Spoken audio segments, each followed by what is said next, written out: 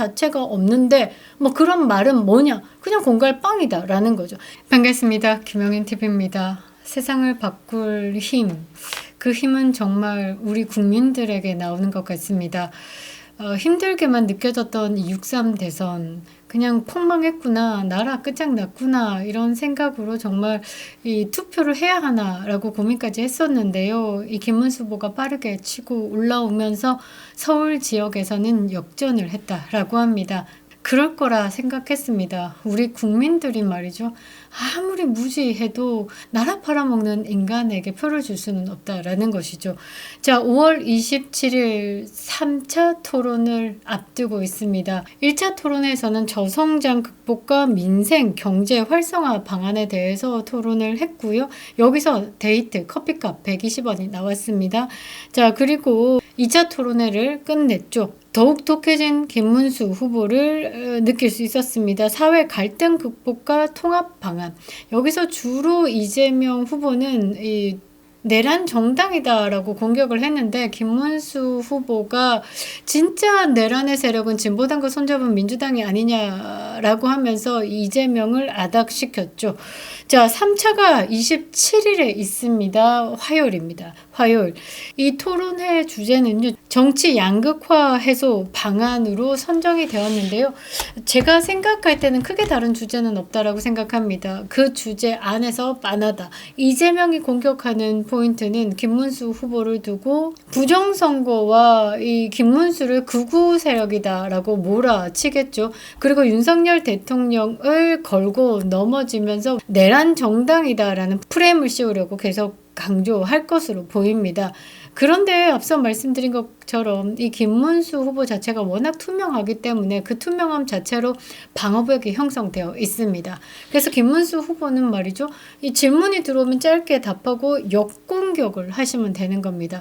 이게 김문수 스타일은 아니었지만 말이죠, 이재명을 상대하는 방법에는 가장 탁월하지 않을까라고 생각을 합니다. 이재명은 기본적으로 이 상식 자체가 굉장히 넓지만 얕은 사람이라서 깊이감 있는 질문을 했을 때는 그 답을 충실히 하지 못해서 그 답을 비껴가는 현올림으로 그냥 이렇게 넘어가는 스타일인데, 이 부분에 대해서 콕콕 집으시면 될 것 같습니다. 그러니까 팩트로 조져돼야 된다라는 거죠. 정치 양극화, 그러니까 이 갈라치기를 교묘하게 하는 공포 마케팅을 펼치는 부분에 대해서 콕콕 찍으면 될 것 같은데요. 이재명을 감싸고 있는 몇 가지 주제들이 있습니다. AI 산업과 원전 기술에 대한 헛소리 짓거리는 거. 그러니까 양극화, 이재명을 떠올리면 헬기 특혜 사건 등 이재명을 감싸고 있는 이슈들이 있습니다. 그것에 대한 집중적인 공격을 하면 되는데요. 제가 3차 토론을 앞두고 이재명을 쑤셔댈 공격 포인트에 대해서 하나하나 다뤄볼 생각입니다. 이재명의 핵심 공략 AI를 보면서 이 원전은 안 된다. 그러니까 탈원전 포퓰리즘, 국가 경쟁력을 무너뜨리고 입으로는 민생을 얘기하고 서민을 이야기하지만 아주 반서민적인 정책을 펼쳐내고 있다라는 부분을 콕 찍어서 공격을 하면 될 것 같습니다. 오늘 이 부분에 대해서 좀 펼쳐볼 생각인데요. 이재명의 핵심 공약 단연 AI였습니다. AI 국부펀드 100조, 엔비디아 같은 한국형 반도체 기업을 100개 이상 만들겠다, 이런 헛소리도 짓거렸었는데요. 거창한 비전 있죠. 이 장밋빛 미래가 난무하는 이런 정책들 막 펼쳐냈습니다. 입으로 부름업을 하고 있다라는 거죠. 그런데 딱 하나 빠진 게 뭐냐면 에너지입니다. 에너지. 대한민국의 산업, 특히 AI 산업의 핵심은 전기다라는 거죠. 막대한 전력이 필요한 이 초거대 산업에서 원전은 불편하다, 원전은 위험하다 라면서 이 재생에너지를 이야기를 하고 있습니다. 이 문재인의 업그레이드 버전이다 라고 생각하시면 되겠죠. 반도체 팹도, 디지털 센터도 존재할 수 있는 건 막대한 전력이 받쳐주기 때문이죠. 전기를 가장 안정적으로 끌어올 수 있고 가장 싸게 공급하는 수단이 뭐냐? 원전입니다. 원전. 그런데 이재명이 대선 토론에서 1차였습니다. 재생에너지 중심 사회를 이야기하고 있습니다. 원전은 위험하다라면서 도대체 방법도 다르고 수십 년 전에 체르노빌을 꺼내고 있습니다. 그러면서 지속 가능하지 않다라면서 탈원전에 대해서 그 문재인의 기조를 그대로 유지하겠다라는 속내를 드러냈습니다. 그러니까 이재명이 뭐냐? 앞다루고 뒤다르고 속다르고 겉다르고 아가리만 열면 거짓말이다 라는 겁니다. 이 이재명의 핵심 공약 한번 파헤쳐 보도록 하겠습니다. 구독과 좋아요 버튼 꼭 눌러주시고요. 끝까지 시청 부탁드리겠습니다. 큰 힘이 되고 있습니다. 이재명의 가장 대표적인 공약 AI, 그런데 이걸 하겠다라면서 원전은 안 된다라고 합니다. 원전 관련된 질문에서 원전이 가장 위험하고 지속 가능성이 부족하다라고 했는데 그냥 네 상식이 부족하다라는 말을 아니할 수 없었습니다. 재생에너지 중심 사회로 가야 한다라고 하는데 이건 뭐라고 해야 되나? 이제 뜨거운 아이스 아메리카노를 이야기하는 것 같은 그런 느낌? 말도 대도 않은 소리를 하고 있다라는 거죠. 그러니까 이재명이 말하는 AI 공약 자체는 그냥 공갈빵이다라는 겁니다. 이 AI 기술, 이 AI 산업이 단순히 뭐 소프트웨어를 개발한다, 앉아서 컴퓨터만 띡띡 본다, 이게 아니다라는 거죠. AI 서버도 만들어야 되고요. GPU 클러스터도 해야 되고요. 이 AI 산업 자체가 얼마나 큰데 이 막대한 전력 소비를 수반하는 이 AI 산업 자체가 미국의 AI 산업을 주도하고 있는 이 빅테크들은 이미 원전에 올인하고 있습니다. 마이크로소프트 같은 경우는 데이터 센터 운영을 위해서 자체 원전 확보를 하겠다라고도 했고요. 구글, 메타, 엔비디아 같은 경우도 이 탄소 중립과 전력 안정성을 이유로 원전 기반 에너지 수급 체제로 전환 중이다라고 합니다. 그리고 미국 에너지부죠. DOE, 이 AI 산업과 전력 공급 안정성 연계를 위해서 이 소형 모듈 원전에 집중 투자하겠다라고 고도 했습니다. 전 세계가 지금 원전, 안전한 원전, 그리고 공급 능력이 빵빵한 원전, 싸고 좋은 원전으로 회귀하고 있는 상황에서 이재명은 원전을 때리고 있다라는 겁니다. 그러니까 AI를 외치면서 기초를 무너뜨리겠다는 이율, 배반적인 행보를 보이고 있다라는 거죠. 원전 가격보다 이재명이 얘기하는 풍력이라든지 뭐 태양광이라든지 많게는 8배까지 비싸기도 하죠.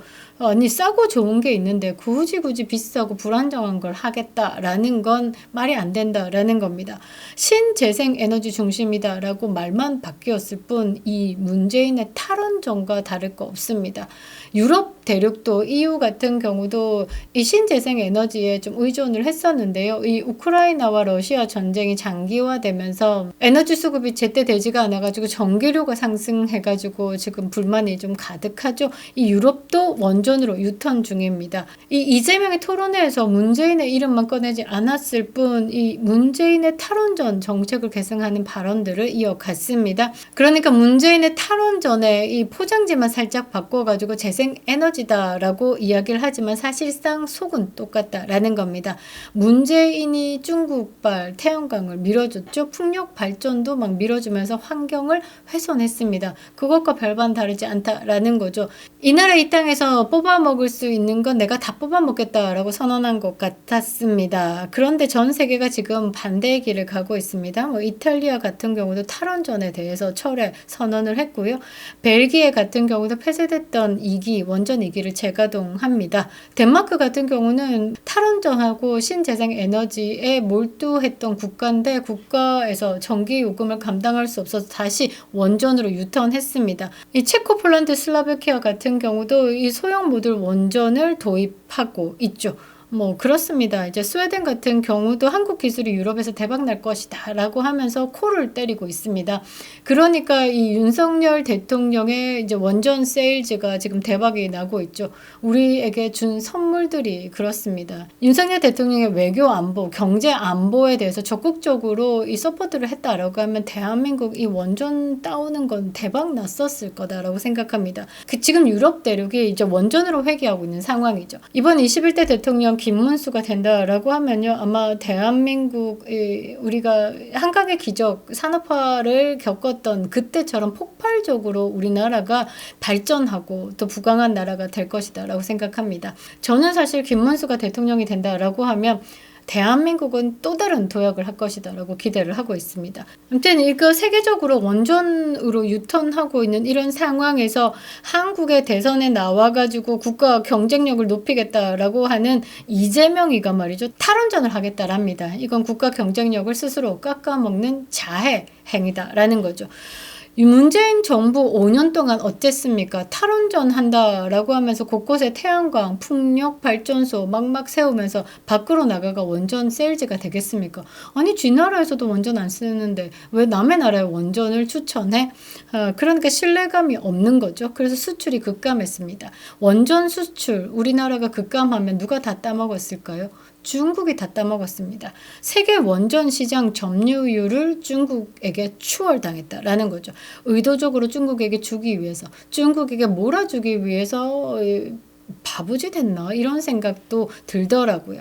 그리고 중국은 말이죠. 지금 서해, 우리나라 서해, 그러니까 중국의 동쪽에 원전을 어마어마하게 짓고 있습니다. 지금 원전을 한꺼번에 6개, 7개 승인하면서 39조 투자를 단행했죠. 국가적인 차원에서 원전을 키우고 있습니다.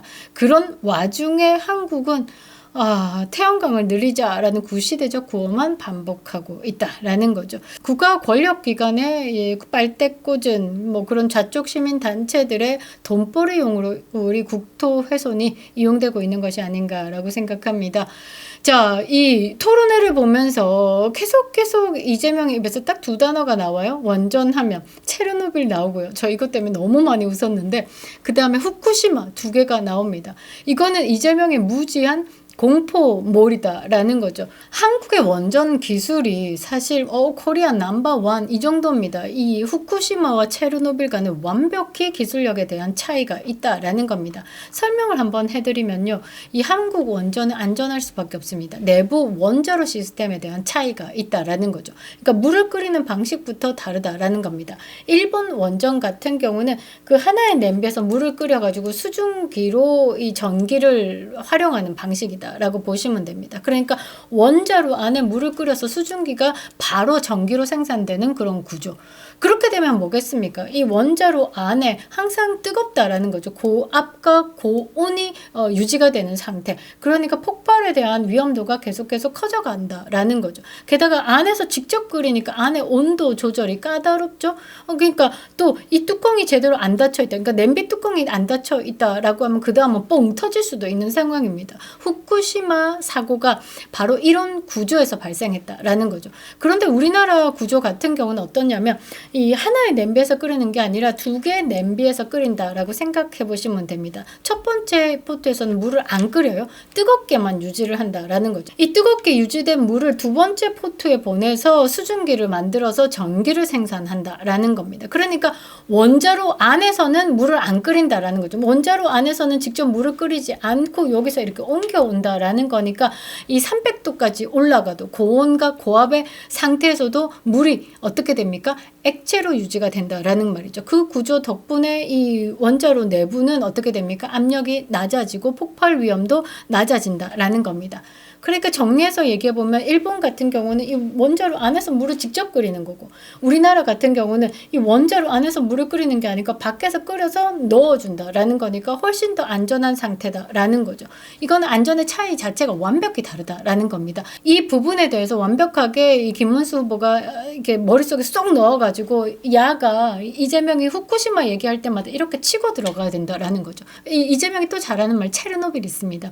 아마 체르노빌 같은 경우는 어떤 방식인지는 몰라도 그냥 원전에 대한 공포가 자리 잡을 수 있게 만드는 그 네임이다라고 저는 생각을 하는데요. 주로 원전에 대한 공포 마케팅을 할 때 이 체르노빌이라는 말이 잘 쓰여집니다. 체르노빌하고 대한민국의 원전과 완벽히 차이가 나는데 감속제에 대한 차이가 있습니다. 설계부터가 다르다라는 거죠. 감속제가 뭐냐면 속도를 늦추는 거잖아요. 그러니까 핵 분열을 일으키는 중성자의 속도를 적당히 늦추는 역할을 하는 재료다라는 거죠. 근데 체르노빌은 이 재료를 흑연으로 썼고 대한민국은 물을 썼다라는 겁니다. 자, 체르노빌 보면 흑연을 감속제로 사용했기 때문에 흑연 자체가 어떻습니까? 연필 그 까만 거 있잖아요. 그거 보면 그게 불이 붙을 수 있는 재료다라는 거죠. 그러니까 실제로 체르노빌 원전이 어떻게 터졌냐? 흑연이 과열되면서 대형 화재와 폭발로 이어졌다라는 겁니다.